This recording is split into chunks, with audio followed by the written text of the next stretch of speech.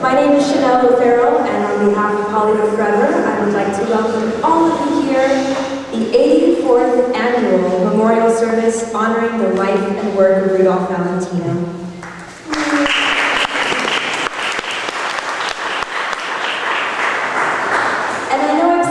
Years past, but perhaps for the benefit of those joining us for the first time, this is one of the longest running traditions without fail in Hollywood history. So you're all a part of it today. Out of curiosity, raise of hands, who's here for the first time today? That is so lovely! We're thrilled and encouraged, especially when we have new people in attendance, encouraged to do this year after year. So thank you all so much. Those that are returning year after year, those that are here for the first time. In fact, Stella, who's on our committee, this is her 30th year here. This is her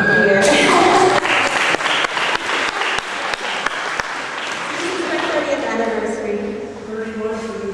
Oh, excellent. Oh, well, we missed your big decade last year, we're sorry. But thank you, yes. We acknowledge 31. I'm sure there's people that have been here for many, many years, and you're all a great part of our event. I also want to recognize and acknowledge our owner, Tyler Cassidy, who's standing in the back. Give us a wave, love. Not only is he the owner and responsible for the revitalization of Hollywood Memorial Park and now Hollywood Forever Cemetery, but he's a great champion of this event, as well as many of the other special events that we have done throughout the year. So definitely someone to be acknowledged. So we have a wonderful program, lots of speakers, lots of video presentations, many, many special things in store for you. So before we begin, I would like to ask if you have a cell phone. Be sure it's either off or silent for the duration of our event. Please, please. And I would like to invite forward Mr. Tracy Turkey.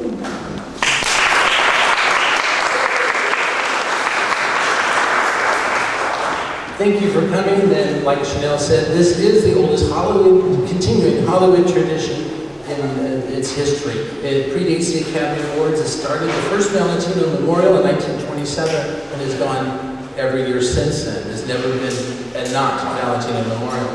The Easter sunrise service, in years past I've said there's only one service that predates it, and that is this Easter sunrise service, but actually a couple of years ago I was told just recently that they had discontinued for a couple of years, so they no longer have a complete track record. We're in the front. So thank you to each of you. It's great to see all those hands go up for the first time as in attendance here. We're old-timers, some of them a lot older than me, but we're pleased to have you here as a part of this historic event, and to honor Rudolph Valentino. Thank you for coming. To open our program for you today, we have a special guest speaker who is linked to magic. Valentino had a great interest in magic and was photographed with famous magicians, and we now would like to welcome to the podium Lisa Cousins.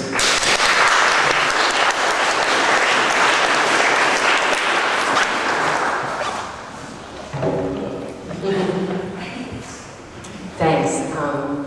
There are very few people in human history whose name comes to stand for a concept, and Valentino is one of those. To say Valentino is to say lover. Valentino is in our language. Valentino is a universally recognized code word for the utmost in romantic passion. Another name on that short list is Houdini. And in support of my premise that everybody knows what that name means, I'm not even going to bother to explain it. I'll just say Houdini. We're all clear, right? Well, as Tracy mentioned, I am from the magic world, which is Houdini's world, which is a world of skeptics. During the 1920s, Houdini made a specialty of debunking seance parlor manifestations and proving them to be mere magic tricks. Valentino, in that same era, was among those who were actively experimenting with spiritual phenomena, and he described his interest in ghosts and the afterlife as being that of, quote, any well-read person. He wrote, I am not afraid of the dead or of ghosts. I am not afraid of anything pertaining to the life beyond. And it isn't because I don't believe in it, it's because I do.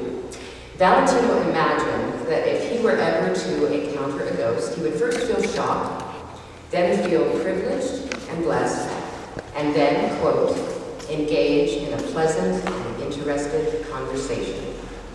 Through his experiments with seances and automatic writing, particularly with his second wife, Natasha Rambova, Valentino came to believe that he had 3 spirit guides: an ancient Egyptian named Meselope, an American Indian named Blackfeather, and perhaps most significantly, Jenny. Jenny was Virginia Mathis, the mother of Valentino's good friend, June Mathis, who had recently died. And it was Jenny that Valentino continuously addressed during his final illness. And you can see her tomb, the crypt of Virginia Mathis. It's catty-corner from Valentino's, and just beneath her daughter June's in the corner of the mausoleum. When Valentino died in 1926, Houdini attended the funeral in New York. And then Houdini himself died that Halloween, just a few months later. Both men immediately became popular figures with seance mediums and others who were interested in attempting to receive a message from the other side. Although Houdini had never encountered any spiritual phenomena that he could not prove to be a magic trick in his lifetime, he had made a famous promise to his wife Bessie that if there was any way to return from the grave, he would be the one to do it. His long career of successfully demonstrating his ability to escape any restraint made the promise seem appealingly plausible. For 10 years, Houdini's widow conducted a seance every Halloween on the anniversary of Houdini's death until the dramatic final seance, which was held in 1936 on the rooftop of the Knickerbocker Hotel. On that occasion, Mrs. Houdini declared that she had not received a message, and that she expected she never would. This, of course, did not stop others from persisting in the attempt, and to this day, people gather every Halloween and try to get a message from Houdini. After Valentino's death, numerous people reported receiving spiritual messages from him, including his ex-wife, Natasha Rambova, who claimed that she had received reports from her ex-husband concerning his condition on the other side. Many of the people who came to visit Valentino's tomb in the early years after his passing said that they had been drawn here due to spiritual messages from Valentino. In subsequent decades, a spirit medium, a voice spirit medium named Leslie Flint, claimed that Valentino spoke through him, and he conducted many sessions where he channeled the spirit of Valentino. As I said, I'm from the world of magic, and I'm going to close my remarks with a magic trick. It is a seance parlor classic that Houdini could explain to you in a blink. However, I'm going to attempt to receive a message from my fellow believer, Valentino. It should be said that these type of slates were common everyday items during the 1920s. Now when you see them, they do seem to be pretty much for seance use only. The idea is that the medium, in this case me, displays the slates as being empty on both sides. The slates are then bound together. I realize it's a little tilty.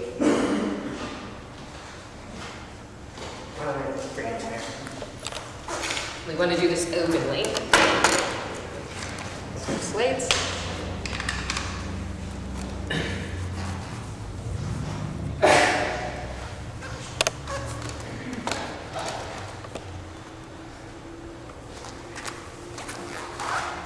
The slates are bound together so that no human agency can get to them.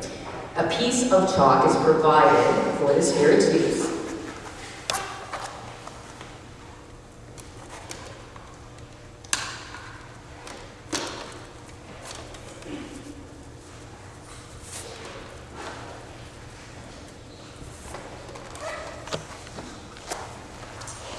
And then the entire packet is tightly tied and isolated where nobody can touch it. To summon the spirit of Valentino, I am going to quote the author of A Tribute from the Mothers of the World to Rudolph Valentino, and join her in her praise of his, quote, portrayal of a love so healing helpful, and sustaining in its wholeheartedness, that it can, perhaps, turn eternal death into a night of glorious dreams. Let us see if we received a message.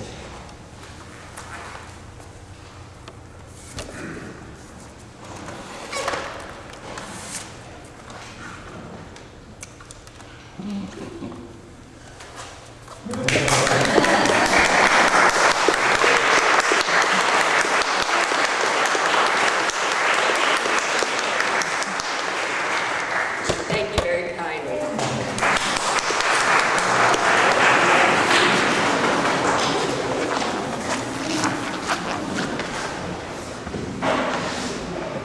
The magic of Valentino. Thank you, Lisa. We now invite to the podium to recite for us some selections of poetry that Rudolph Valentino himself wrote. I'll let her tell you the background of that. Please welcome Allison Francis.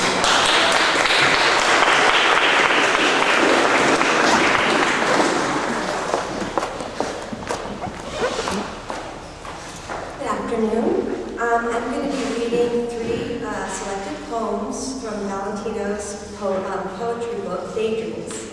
My first poem is entitled Remembrance. An infant memory, a tiny fragile thing, called into being by the brush of a colored wing. Across the canvas of my tired mind, it grows, a lovely picture of the past I find. You, grown to the fullest stature of the perfect soul, the tiny sheltered memory has reached at last its goal. The next title is Shadows. Shadows, gray symbol of a broken faith. We cling to hope, in hope we find the symbol of a broken heart. Shadows, gray bleak gossamer web of what once was woven round my heart.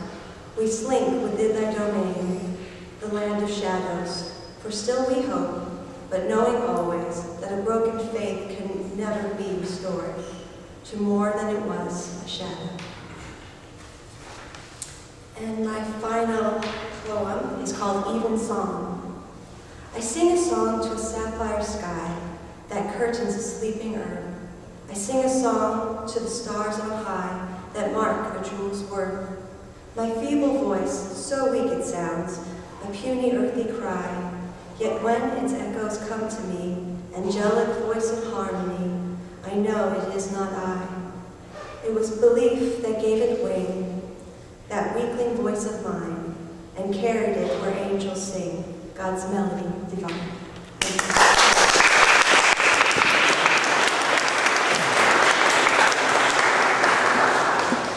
Thank you, Allison. We now have a speaker for you who is highly regarded, and she's an author, a historian, and she is going to introduce the clip we have on Gloria Swanson. I just wanted to say that the sound quality, it's a little muffled for you in the back, so listen carefully because we apologize. We're going to try to amp it up as best we can, but it's a little bit difficult. It's a very rare clip, and we're delighted to have Carrie Beecham, who's currently writing the biography on Gloria Swanson. So she is going to introduce that clip. Please welcome Carrie Beecham.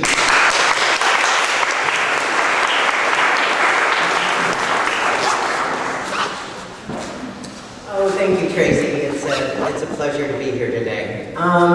Just very briefly, Gloria Swanson and Rudolph Valentino, in a way, were kindred spirits. They both came to stardom at a time when there was absolutely no path to follow. And I think that's something we forget sometimes. I mean, they exploded on the scene at a time that they had no one else to look to as guides of who had gone before. This kind of this explosion of movie stardom had never happened before.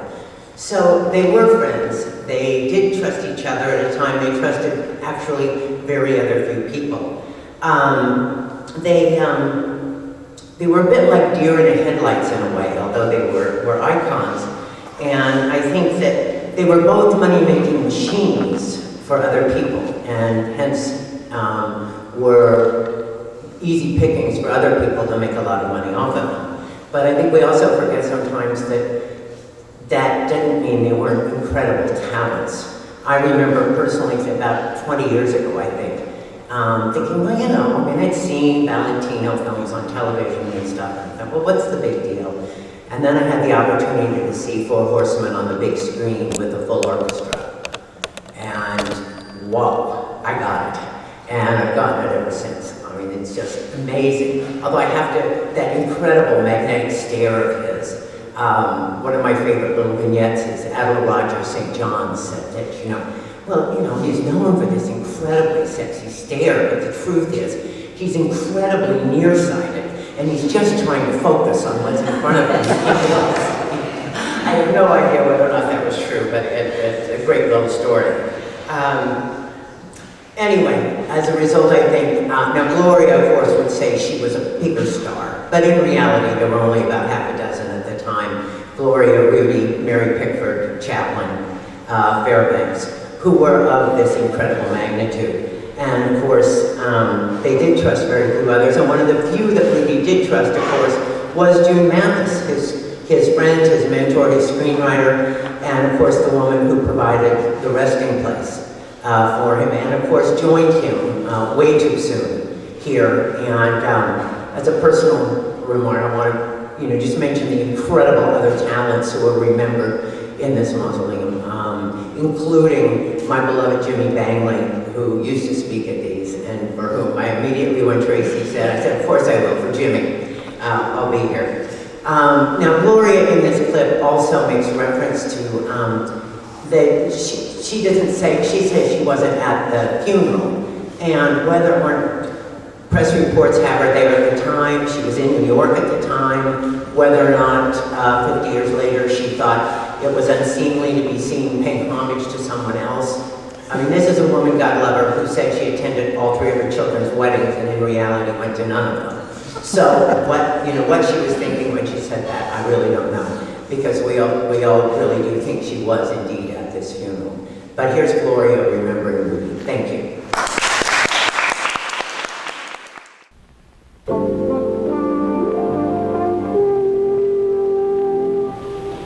Good morning again. I'm Kelly Lang here in the NBC News Center with Lloyd Dobbins, sitting in while Betty Furness is on assignment for a couple of days. And in this hour, we're going to show you something that happened on a strange and unusual day in American history. It was exactly 50 years ago today when many, many American women were heartbroken, shaken, and saddened by the death of a matinee idol, Rudolph Valentino. This morning is one of Valentino's leading ladies, and one of the great, you were one time, one of the great all-time leading ladies of Hollywood, Miss Gloria Swanson. I welcome you here, and I thank you very much for coming. Well, thank you very much. I first met Rudolph Valentino when we were horseback riding in the hills of Hollywood, and I already was a star at that time.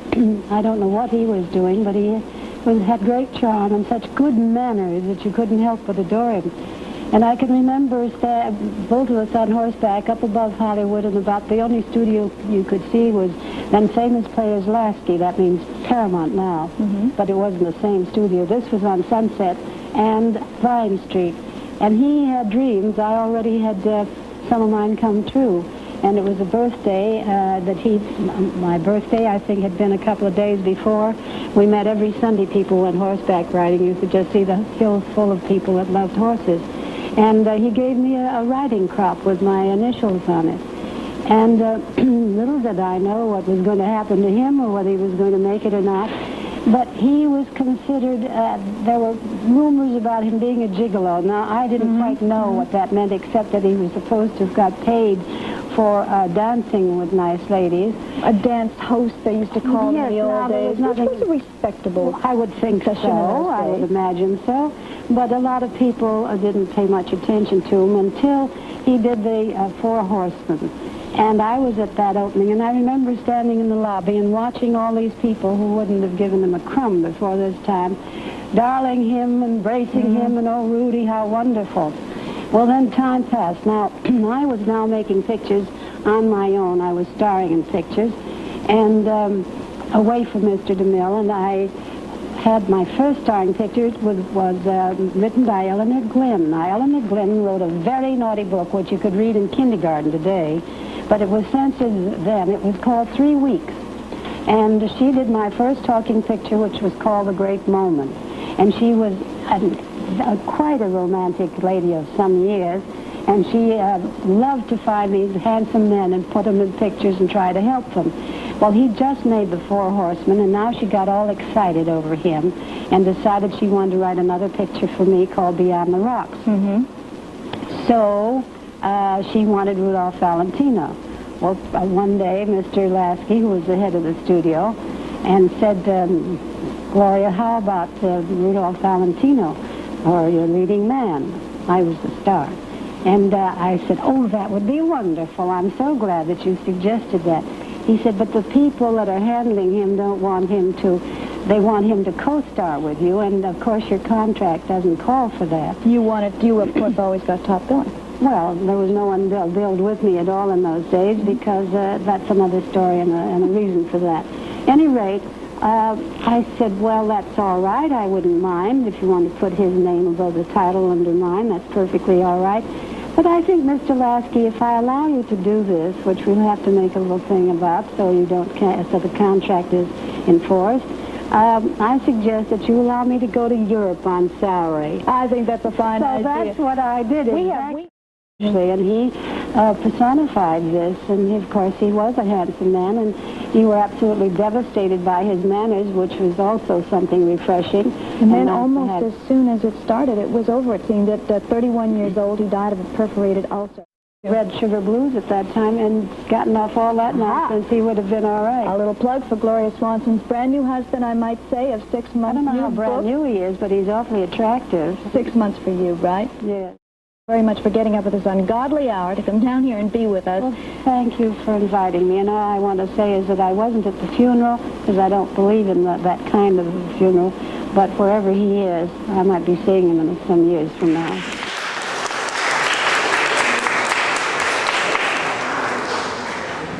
So many people remember Gloria Swanson as Norma Desmond, but I'm sure after Carrie's book, you'll say, Norma who? Great Gloria Swanson. Thank you, Carrie. We're pleased now to have a special speaker join us to recite an essay that was broadcast over national radio 2 days after Valentino's passing. The raw emotion across the country was very fever pitch. Obviously, what was going on in New York made headlines, but it was all across the country. And there was a radio broadcast which was called A Eulogy to Rudolph Valentino. And we're delighted to have Dominic Barnes from the cast of Glee to join us to read for you that essay. Please welcome Dominic Barnes.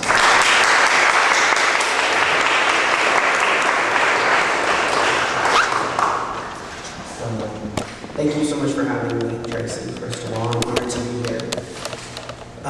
As he said, there's the eulogy. Rudolph Valentino is no more. That handsome and romantic figure has passed from the silver screen and this earthly sphere to the Elysian fields of peace and rest. The whole world mourns his passing away. In our home, a pall has descended and we feel a personal loss. We speak in hushed and reverent tones of Rudolph Valentino. The same is true of countless other homes where Rudolph was loved for the clean and wholesome joy that he brought to them in his splendid personality, sterling character, and brilliant acting, which was true art. When he was stricken 10 days ago, the world at once became interested and concerned, and the hearts of millions of admirers faltered in their beats, as news from his bedside, indicating first improvement and then recession, brought alternating joy and dismay. And when at last came the distressing rumor that his end had come, anguish gripped those palpitating hearts. For a moment, the circulation seemed to cease, while anxious inquiry was made to learn if the incredible report were really true. Inquiry confirmed the verity of the sad intelligence, and a stunned and mystified world sat down to ponder over the why and how of this inscrutable fate. Rudolph Valentino is gone, but he leaves a record of achievement which is an inspiration to youth and a testimonial to the greatness of America. with its opportunity and promise for him who is sincere in his desire to serve his master and do his work well. Migrating to this land alone, not knowing its customs or language, in the short space of 13 years, he climbed the highest of heights of stardom, and he rode the very skies of popularity. In this day of severe and unrelenting competition, no one achieves success and consistently maintains it unless he really has merit, and especially is this true of those who hail from foreign shores. Valentino's success was based upon sheer ability. Attacked by the serpents of prejudice, jealousy, and avarice, he successfully triumphed over them all and took his place among the very few immortals of the American screen. And now he is gone. One of the four horsemen of the apocalypse has snatched him from our midst and is galloping away with him into the boundless space of eternity. Rudolph, we salute you, but a few years ago you left your native land. Your townspeople of Castellaneta, with their minds and hearts, fondly followed you. And on the vine-clad hills, they awaited the homecoming you had so often promised them and yourself.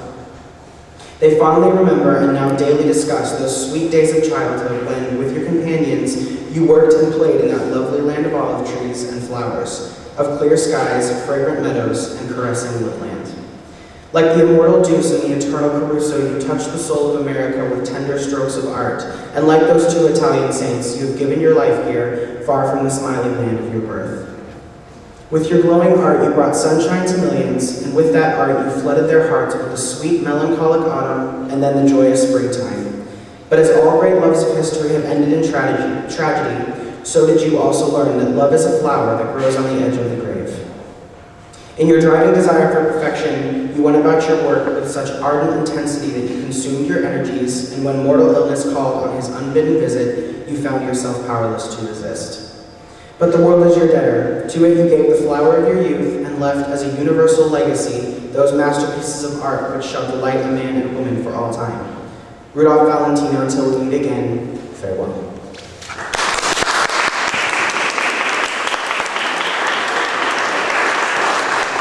Thank you, Dominic. Thank you very much.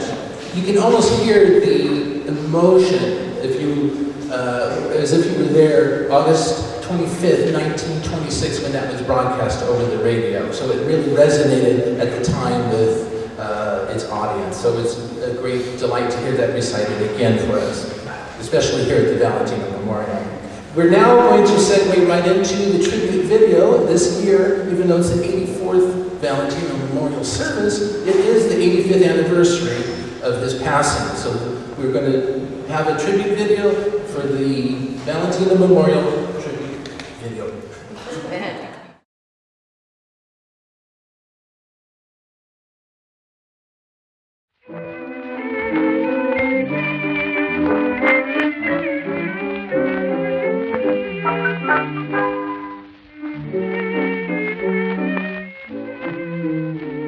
We miss you so, Valentino, since you were called on high. For you were not slow to win here below a fame that will never die. The great director has called you. He wanted you there by his side. Though your image remains among earthly domains, may your soul up in heaven abide.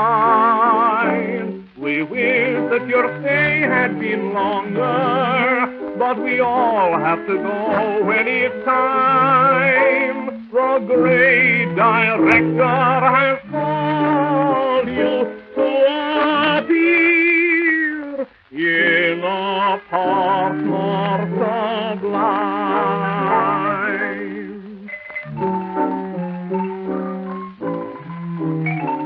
Kind thoughts remain, Valentino, for you were loved by all. We're glad that you came, we'll cherish your name, though you've gone beyond recall. The great director has called you. He wanted you there by his side. Though your image remains among earthly domains, may your soul up in heaven abide.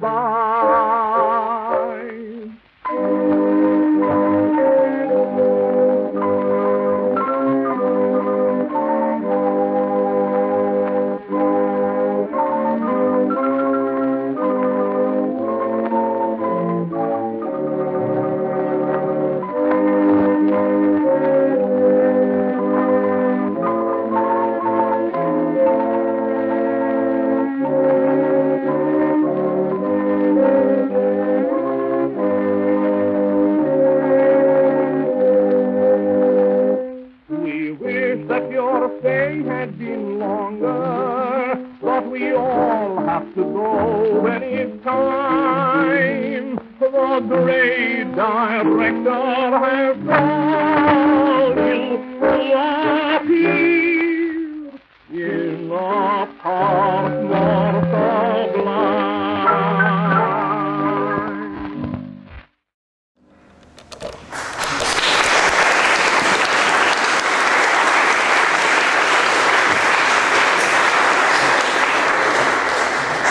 What a great little song that is. That was transferred from the 78th record that was released upon Valentino's passing. There was almost a glut in the marketplace of various songs in tribute to Valentino, and that was transferred from the 78th record. So you're hearing what people heard in 1926 as they, in their parlors, listening to that song, and we're glad to have that.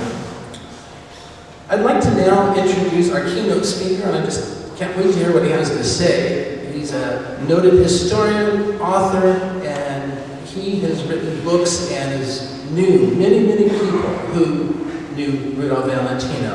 And he's well respected in the Hollywood community, and it's his first time here at the Valentino Memorial, and I richly welcome him and ask you to do the same. Please welcome Anthony Sly.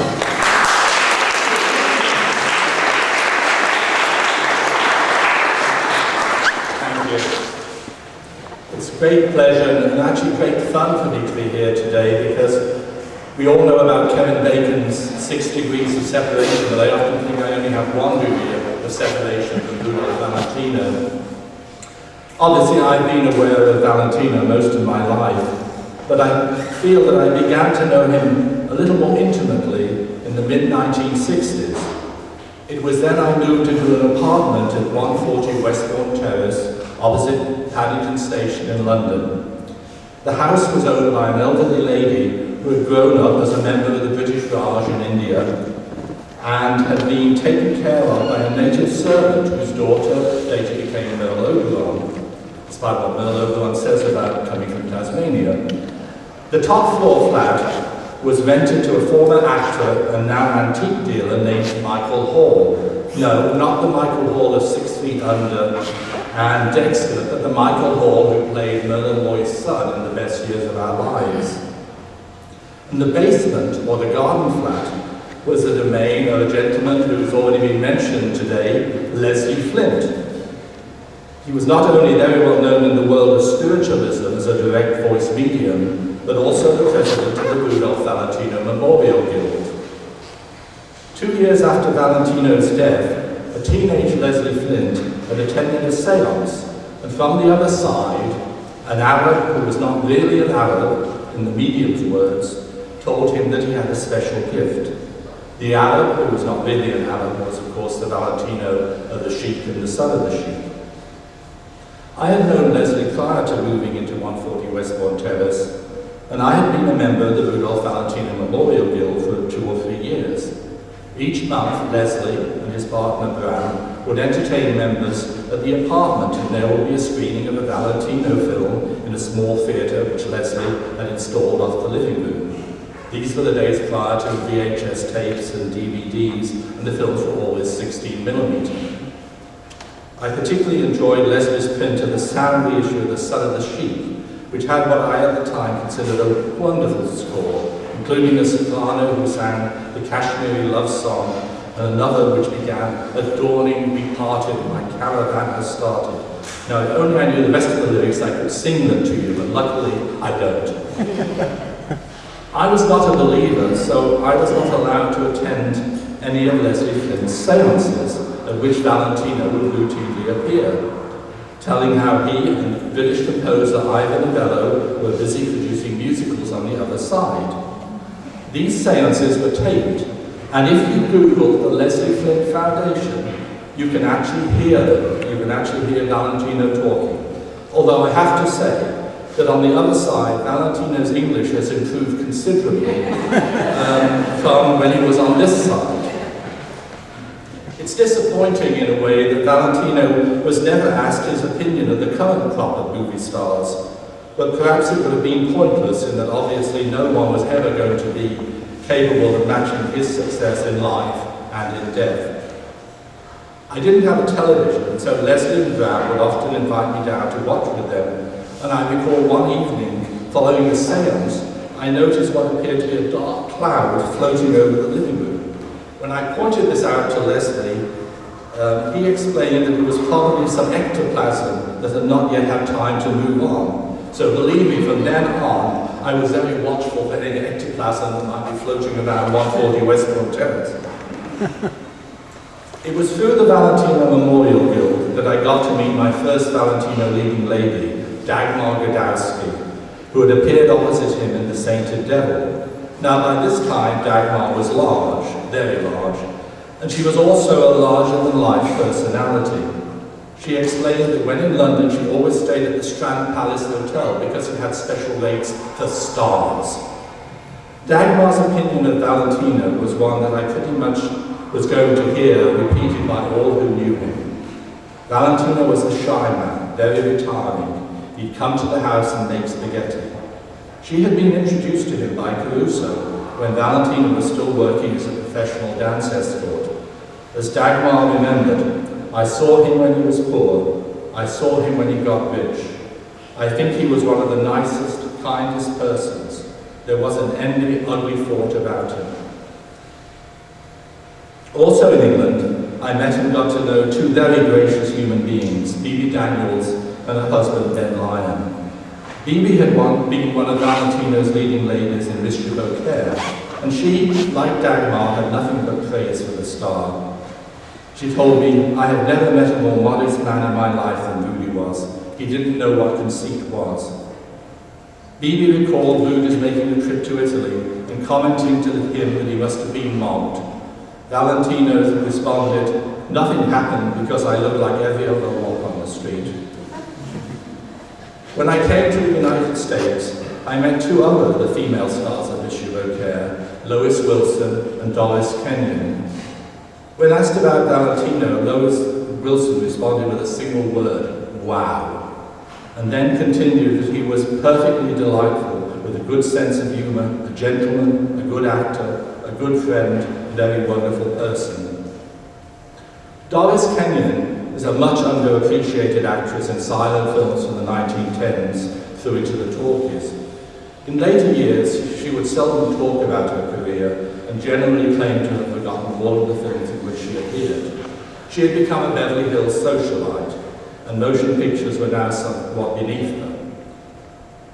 And she would never have agreed to see any of her films, and she would certainly not have agreed to look at Monsieur Beaucaire had it not been for her friendship with legendary film director Jean Benoit. Robert Gitt and I routinely screened films for Jean and his wife Guido on Sunday afternoons, and Jean, knowing Doris, was anxious to see her on screen. On a memorable afternoon in October 1978, we ran Monsieur Beaucaire for Jean and a very hesitant Doris. Actually, Doris had absolutely nothing to be concerned about. She gives a great performance as Lady Mary, but she insisted that she and Bibi Daniels overacted, and that the star Valentino was the only one in the film who acted naturally. Doris described Valentino as being a little flirty, but noted that nothing could go on because of the watchful eyes of his wife, Natasha Rambova. Natasha Rambova was on the set constantly, sitting to the side of the director Sidney Olcott and indicating with the movement of her hands how Valentino should act out a scene. And speaking of Rambova, reminds me of a very close friend of Valentino, whom I got to meet and interview, and that was cinematographer Paul Ivanhoe. He was with Valentino when the actor married Rambova in Mexico in 1922. It was Ivanhoe who perjured himself, declaring that the marriage between Valentino and Jean Acker had never been consummated. And it was Ivanhoe who introduced Valentino to Pola Negri after the breakup with Rambova. Ivanhoe and Valentino had become friends in 1919, Ivanhoe and Valentino had become friends in 1919, and with Rambova and Alan Azilova, the four shared a bungalow at 6612 Sunset Boulevard. Unfortunately, the bungalow is no longer there. But what a curious household there must have been. Ivanhoe told me that Valentino would go out at night to pick up women, bring them back to the bungalow, fall asleep, and the ladies would then retire to the bedroom with Ivano. Short of money, Ivano and Valentino hit upon a novel idea. Fans would write in asking for photographs, and the two men would respond with a note asking for 25 cents per photograph. We lived on those 25 cents, Ivano told me. I mean, we used to get 15 or 16 sacks of mail a day. There are others associated with Valentino who I knew, most notably Carmel Myers and Robert Floyd, but I'd like to conclude with Alice Terry, my favourite of Valentino's leading ladies, and someone to whom I have deep and lasting affection.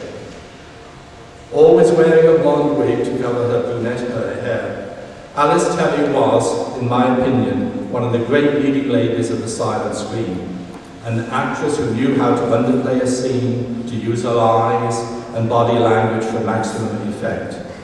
She was also Valentino's leading lady in his first two major films, The Four Horsemen of the Apocalypse and The Conquering Power, both directed by her husband, Rex Ingram. In old age, Alice was great fun, and I know she was equally cognizant of the absurdity of life and of the films she made as a star. Much to Rex Ingram's chagrin, there was always fun on the set with Alice around. I have a wonderful photograph that she gave me showing her holding Valentino's head in position while Rex Ingram takes a pair of garden shears to the beard the actor had grown for The Conquering Power. Alice, with her constant companion, her sister Edna, always wanted to have a good time. In Nice in the 1920s, Ingram had his own studio where Alice was expected to be a dutiful wife and leading lady. But Alice always wanted a sunbathe on the beach, and she had developed a ploy that she used well. Ingram hated Louis B. Mayer, and he would never permit Mayer's name to appear on his films, so Rex Ingram's films are always Metro-Goldwyn productions, never Metro-Goldwyn-Mayer productions. So Alice would carefully read all the newspaper clippings, all the publicity that was sent daily to the studio, and she would scour them for any mention of Mayer and Ingram in the same paragraph. Once she found an appropriate clipping, she would go to Rex on the set, give him the clipping, Ingram would have a temper tantrum, walk off the set, and Alice would then go to the beach for the day. Alice had a weight problem. And in the late 1920s, Louis B. Mayer told her she would have to give up eating cake or give up her film career. Without missing a beat, she replied, "I'll give up films." And she did. In later years, she was described as a recluse, but this is not strictly true. She enjoyed having friends over and she enjoyed parties. On many a Sunday afternoon, we would be invited to Alice's Studio City home for a party at which champagne and honey-baked ham were the primary ingredients. The guests were always male. Alice never really had much time for women apart from her sister Edna. She didn't talk a great deal about Valentino. She was actually much closer to Rex Ingram's other great star, Maynard Navarro. But she did tell me once, and I'll quote, "I read all those books about Valentino, and I always think Valentino was never like that," unquote. I remember describing to her a paragraph in Paula Negri's autobiography in which she talked of a rose-petal-covered bed on which she and Valentino made love. Alice snorted with laughter and expressed the opinion that neither would be much good in bed together. Alice was of the opinion that June Mathis actually got too much of the credit that should have gone to Rex for the discovery of Valentino. A supposed feud between the actor and the director was described as something they both enjoyed keeping up. However, she did admit that Rex Ingram refused to be a pallbearer at Valentino's funeral because he thought Valentino would not want him to be there. I could say a lot more about Alice, but in view of where we are today, perhaps the reference to Valentino's funeral is the place to conclude. And by concluding with Alice Terry, I can segue into the next part of today's proceedings, a tribute to the 90th anniversary of The Four Horsemen of the Apocalypse. A film which, in my opinion, belongs as much to Alice Terry and to Rex Ingram as it does to Valentino. Not Valentino, sorry. Thank you so much.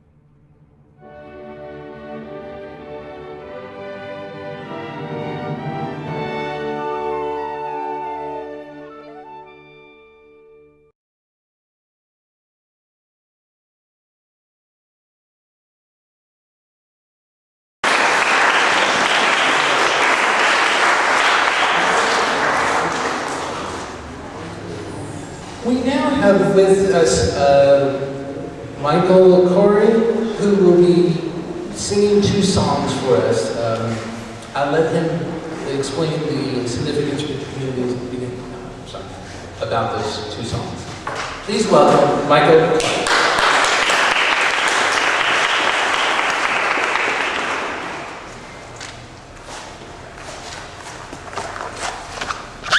Good afternoon. They say that everything happens for a reason. Have you ever heard that before? Of course you have. About a year or so ago, I was here at this memorial, and I came to meet Tracy because he wrote a fantastic book about Rudolph Valentino. I'm also a historian and an author, and I've been working on a book for 28 years about the haunted houses of Hollywoodland. And I have a special chapter about Valentino and a lot of ghost stories related to him. When I was 15 years old, I went to my first seance at the home of Mae West. Do you know that name? You know that name? Of course you do. Mae West believed in the supernatural like Rudolph Valentino did, and during that convocation of the spirits, a voice came through the trance medium. There are lots of different terms for medium, but a medium that is a trance medium allows spirits to speak right through them. The voice was very soft, and it was definitely male, and the medium herself was a woman.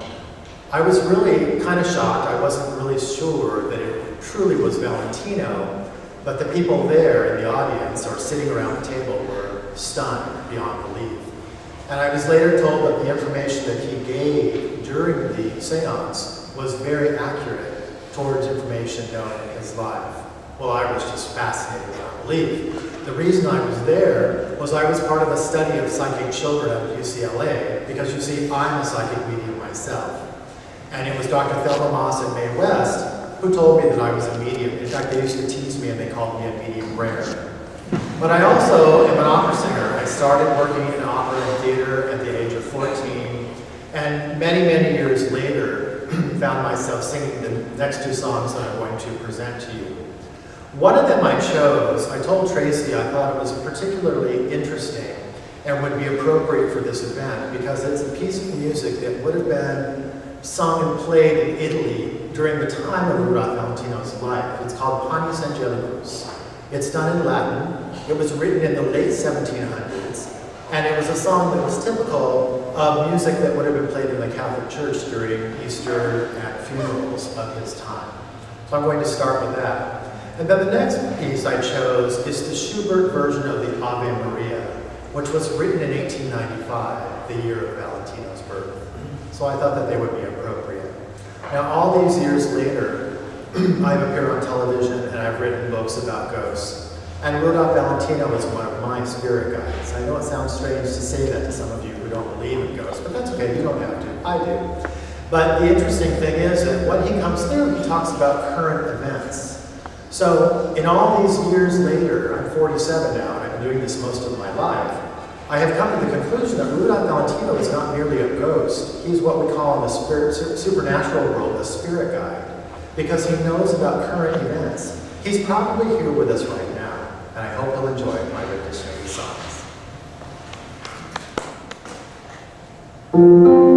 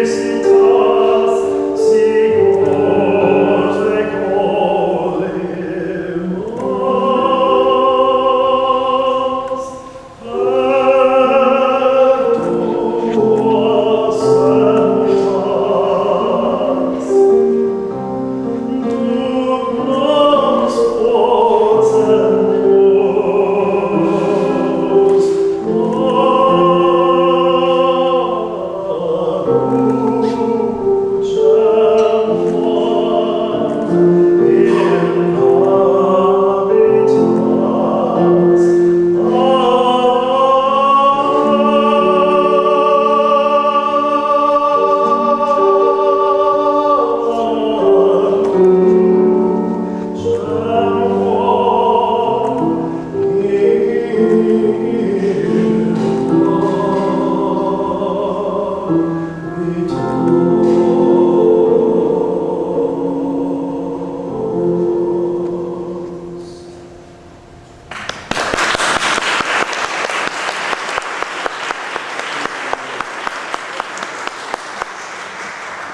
you so much.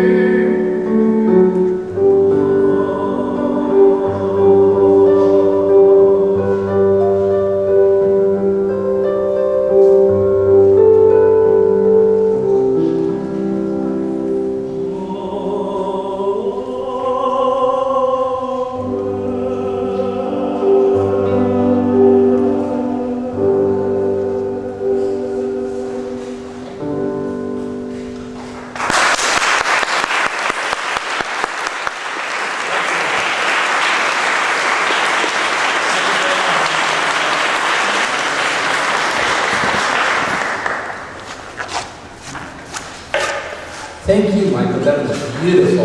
Thank you. Thank you.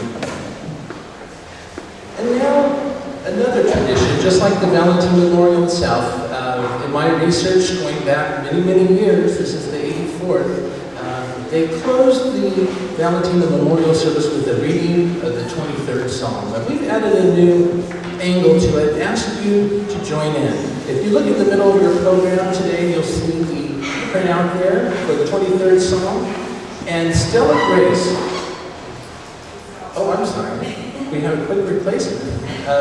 Chanel O'Farrell will be back to lead the audience reciting the 23rd Psalm. Please welcome Chanel O'Farrell.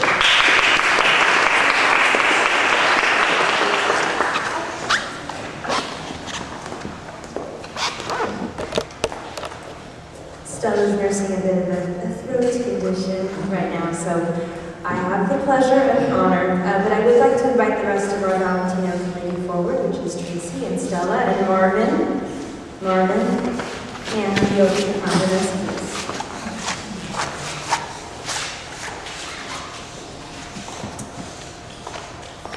Does everyone know the little incense? Okay. Let us pray. The Lord is my shepherd, I shall not want. He maketh me to lie down in green pastures. He leadeth me beside the still waters. He restoreth my soul. He leadeth me in paths of righteousness for his name's sake. Yea, though I walk through the valley of the shadow of death, I will fear no evil, for thou art with me. Thy rod and thy staff, they comfort me. Thou preparest a table before me in the presence of my enemies. Thou anointest my head with oil, my cup runneth over. Surely goodness and mercy shall follow me all the days of my life, and I will dwell in the house of the Lord forever. Amen. Thank you all again for joining us today, and we hope to see you all next year. Around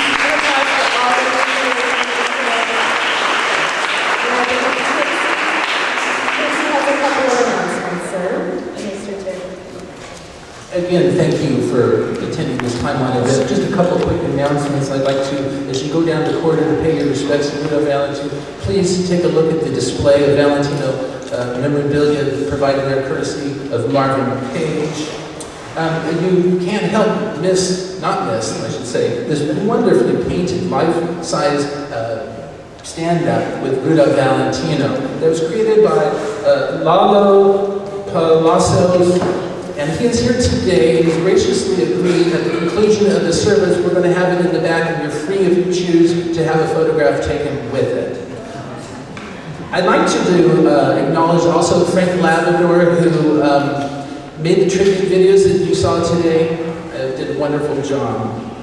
I'd like to go to each member that spoke today and participated in this event and ask them to stand in a round of applause for their generosity in being here. They took time and effort to learn poems and give us their remembrances. So first off, I'd like to say thank you and ask you to join me, Lisa Cousins, Allison Francis, Carrie Peachy, Dominic Barnes, Anthony Slide, and Michael Porter. Chanel. We have a special guest I would like to ask her to stand up here, a member of the Valentino family. I'm so grateful that she came up today. Sylvia Valentino Hubner. Please stand. Thank you for joining us.